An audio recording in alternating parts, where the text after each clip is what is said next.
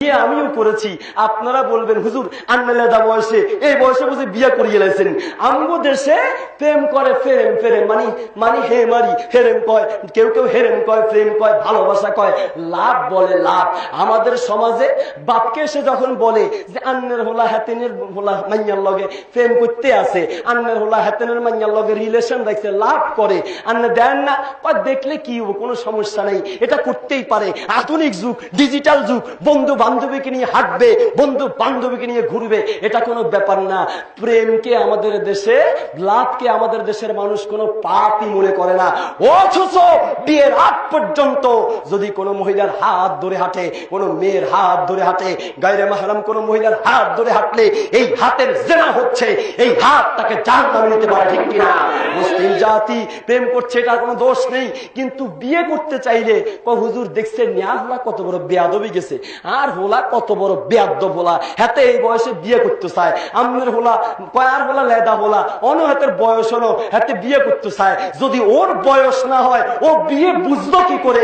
বিয়ে বুঝেছে তার মানে ওর বয়স হয়েছে, ঠিক কিনা? বিয়ের কথা বললে বেয়াদব, আর প্রেম করলে নাকি বেয়াদবি হয় না। মুসলিম জাতি মিশকাতুল মাসাবিহের 303 নম্বর পৃষ্ঠায় একটি হাদিস রয়েছে।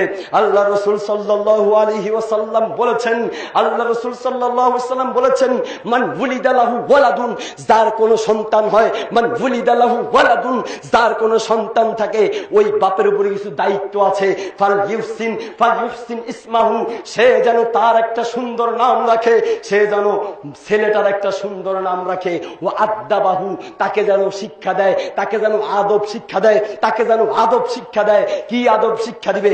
ইসলামী আদব শিক্ষা দিবে। আপনার সন্তানকে ইসলামী ভদ্রতা, ইসলামী আদব শিক্ষা দিতে হবে। ইসলামী আদব কাকে বলে? কাউকে দেখলেই সালাম দিতে হবে, আসসালামু আলাইকুম ওয়া রাহমাতুল্লাহ। আর আপনার ছেলে কাউকে দেখলেই, তার বয়ফ্রেন্ড আর গার্লফ্রেন্ডকে দেখলেই হায় হায় হায়, বাই বাই, টা কত কিছু বলছে, এই সব চলবে না। শুনুন, আপনার ছেলেকে বিদায় দেওয়ার সময় আপনি বলছেন যে আব্বু তোমার কাকা বিদেশে চলে যাচ্ছে, তোমার কাকাকে বলো টাটা, তোমার কাকাকে বলো বাই বাই। এটা ভদ্রতা নয়, এটা আদব নয়, এটা মুসলমানদের আদব নয়। মুসলমানদের আদব হচ্ছে বিদায় দেওয়ার সময় বলতে হবে আসসালামু আলাইকুম ওয়া রাহমাতুল্লাহ, আসসালামু আলাইকুম। বলতে চাচ্ছিলাম ওয়াদাবাহু, এবং সন্তানকে আদব শিক্ষা দিবে। সন্তানকে আদব শিক্ষা দেওয়া যায় কোথায়? কোরআন সুন্নাহর মাধ্যমেই। কোরআন সুন্নাহর মাধ্যমে আপনার ছেলেকে ভদ্রতা শিক্ষা দিতে হবে। তারপরে কাজ কি? তারপরে কাজ হচ্ছে ফালইউযাওবিজহু, ওই সন্তানকে যেন বিয়ে করায়, ওই সন্তানকে যেন বিয়ে করায়। যদি লাম ইউযাওবিজহু, তাকে যদি বিয়ে না করে, ফাআসাবা, যদি কোনো জিনা করে, কোনো মেয়েকে দেখেই ভালো লাগে, এরপর ওই মেয়ের সাথে যদি কোনো জিনা করে, ছেলে যেমন দোষী বাপও দোষী, ছেলে যেমন দোষী বাপও দোষী। এই জন্য বাপকেও কিয়ামতের মাঠে আল্লাহর সামনে আসামির কাঠগড়ায় দাঁড়াতে হবে। তুমি তোমার ছেলেকে বিয়ে করালে না কেন? যুবকেরা ঠিকঠাক কয় না কা, কিও সব ফেরেশতা দেখি শরমায়, বিয়ের কথা কইলে শরমায়, ওমা হেরেম টেরেমে শরমায় না কা। মুসলিম জাতি বলতে চাচ্ছিলাম, প্রত্যেক বাপের দায়িত্ব, সন্তানের বিয়ের বয়স হয়ে গেলে তাকে বিয়ে করিয়ে দিতে হবে, বিয়ে করিয়ে দিতে হবে। আর ছেলেদেরকে বলছি, আপনার বিয়ের বয়স হয়েছে, আপনি এটা মা বাপকে বুঝাইতে হবে। আগে যদি আপনার রিলেশন ঠিক রাখি, মা বাপেরা যাই বলেন যে একটা তো আমি পছন্দ করি বয়সী, আমার এটার ব্যবস্থা করে দেন না। বিয়ে যদি আপনার করতে মন চায়, বিভিন্ন প্রকারে আপনার বাপকে বুঝাবেন। বাপকে বুঝানোর আর কোনো পদ্ধতি যদি না থাকে, ঘরের ভিতরে গিয়ে চকি কাটা শুরু করবেন। কেট কাটার সময় বাপ এসে জিজ্ঞেস করবে, ছিঁড়ে বেটা চকি কাটোকা, বলবেন যে আব্বা এত বড় চকি, মানুষ একা, দুইজন থাকলে না ভালো হইতো, আমার যদি বউটো থাকতো তাইলে হয়তো দুইজনের জন্য এত বড় চকির দরকার, একজন মানুষ এত বড় চকির দরকার নেই। আল্লাহ যদি কোনো সময় তৌফিক দেয়, তাইলে দুইজনের জন্য লম্বা চকির ব্যবস্থা করুন। চকি কেটে হলেও বাপকে বুঝানোর চেষ্টা করবেন, মাকে বুঝানোর চেষ্টা করবেন, আগে থেকে লাইন ধরার চেষ্টা করবেন না। শুনুন, লা নিকাহা ইল্লা বিওয়ালিয়িন, মিশকাতুল মাসাবিহের 3103 নম্বর হাদিসের ভিতরে রাসূলুল্লাহ সাল্লাল্লাহু আলাইহি ওয়াসাল্লাম বলেছেন, লা নিকাহা ইল্লা বিওয়ালিয়িন, ওলি ছাড়া, অভিভাবক ব্যতীত কোনো বিয়ে হবে না। আপনি মা বাপকে ছেড়ে দিয়ে পছন্দ হয়েছে, তাকে কাউকে নিয়ে আসমান জমিন সবাই সাক্ষী দেখলাম, আসমানের সাক্ষী রাখে, জমিনের সাক্ষী রাখে, বিয়ে করে ফেললাম, কোনো সাক্ষীও লাগে না, অভিভাবক লাগে না। অভিভাবক ছাড়া এই সমস্ত সাক্ষী দেখলে জমিন তোমারে ফেরেশতারা কোথায় কোথায় মারার জন্য তারপরে সাক্ষী দিবে, ঠিক কিনা?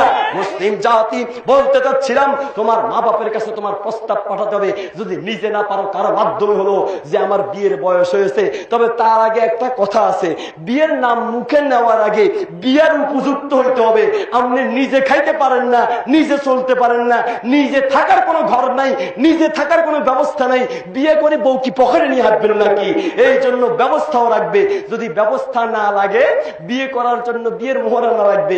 এখন তো ছিলাম, হ্যাঁ আপনি ছেলে, আপনি বিয়ে করবেন, তবে তার আগে প্রমাণ করেন যে বউ চালানোর যোগ্যতা আপনার ভিতরে আছে, বউ চালানোর যোগ্যতা আপনার ভিতরে আছে। নিজের 2 পা চালাইতে পারেন না, 4 পা কেমনে চালাইবেন? কদিন পরে 6 পা হবে, ওটা চালাবেন কি করে, ঠিক কিনা? হ্যাঁ বলে চালাতে পারবো না, পারবো। কোন কোন দিক থেকে? আপনার একেবারে কোটিপতি হইতে হবে, লাখপতি হইতে হবে, অনেক টাকার মালিক হইতে হবে তা না, মোটামুটি ভাবে তাকে পর্দা করানোর জন্য একটা ঘরের ব্যবস্থা থাকতে হবে, তাকে দিন শিক্ষা দেওয়ার জন্য, দিন সে যদি দিনদার হয় তাকে রাখার জন্য একটা ব্যবস্থা লাগবে। আরো আনুষাঙ্গিক যে বিয়ে শাদীর জন্য মহারণার টাকা, এগুলা লাগলে থাকলেই হবে। অনেকে আবার মনে করে না না না, আমার কাছে টাকা 10 লাখ পুরুক, তারপরে বিয়ে করবো, বাড়ি একটা 3 তালা হোক, তারপরে বিয়ে করবো। আবার বিয়ের পরে চিন্তা করে যে আমার ছেলে মেয়ে যে নিমু, বাড়ি ঘর তো তেমন বড় কিছু করতে পারি নাই, টাকাও বেশি বেশি নেই, থাক ছেলে মেয়ে নিমু না। এক জায়গায় গেলাম, তো সেখানে একজন বলতেছে, হুজুর আগে আমরা বলেছি 2টি সন্তানের বেশি নয়, একটি হলে ভালো হয়। হুজুর এখন বলতে হবে একটি সন্তানের বেশি নয়, না হলে ভালো হয়। আমি বললাম ঘটনা কি? ঘটনা হলো, ঘটনা হয়েছে মানুষ যেইভাবে বাড়তেছে, এইভাবে যদি মানুষ বাড়তে থাকে, এক সময় এসে দেখা যাবে মানুষ খাবার দাবার পাবে না, থাকার জায়গা পাবে না, খাওয়ার জায়গা পাবে না। তো কি করতে হবে? ছেলে মেয়ে হওয়ার দরজা জানালা যা আছে সব বন্ধ করে দিতে হবে, যেন ছেলে মেয়ে হতে না পারে। আমি বলতে চাই, আমরা ওই আল্লাহর ইবাদত করি, আমরা ওই রবের ইবাদত করি যে আল্লাহ পৃথিবীতে মানুষ সৃষ্টি করলে অবশ্যই আল্লাহ মানুষকে খাওয়াতে পারবেন, ঠিক কিনা? আমার ছেলে মেয়ে হলে ওই ছেলে মেয়েকে খাওয়ানোর দায়িত্ব কোন মানুষের নয়, বরং সূরা হুদের 6 নম্বর আয়াতের ভিতরে আল্লাহ বলেন, ওয়ামা মিন দাব্বাতিন ফিল আরদি ইল্লা আলাল্লাহি রিজকুহা, ওয়ামা মিন দাব্বাতিন ফিল আরদি ইল্লা আলাল্লাহি রিজকুহা। এই পৃথিবীতে যেই কোনো প্রাণী আমি আল্লাহ সৃষ্টি করি, যে কোনো মানুষ আমি আল্লাহ সৃষ্টি করেছি, প্রত্যেকটা মানুষকে প্রত্যেকটা প্রাণীকে রিজিক দেওয়ার দায়িত্ব কোনো মানুষকে দেই নেই, বরং প্রত্যেকটা মানুষকে রিজিক দেওয়ার দায়িত্ব আল্লাহ বলছেন আমি আল্লাহ আমার হাতে রেখে দিয়েছি। কিভাবে রিজিক দিবেন, কিভাবে খাওয়াবেন, এর বহু প্রমাণ আল্লাহ পৃথিবীতে দিয়েছেন। সূরা তালাকের 3 নম্বর আয়াতে আল্লাহ বলেন, ওয়ায়ারযুকুহু মিন হাইসু লা ইয়াহতাসিব। এই পৃথিবীর বুকে যে কোনো মানুষ সৃষ্টি করলে ওই মানুষকে রিজিক এমন জায়গা থেকে দিবেন, লা ইয়াহতাসিব, বান্দা তুমি কল্পনাও করতে পারবা না, মানুষকে আল্লাহ এমন জায়গা থেকে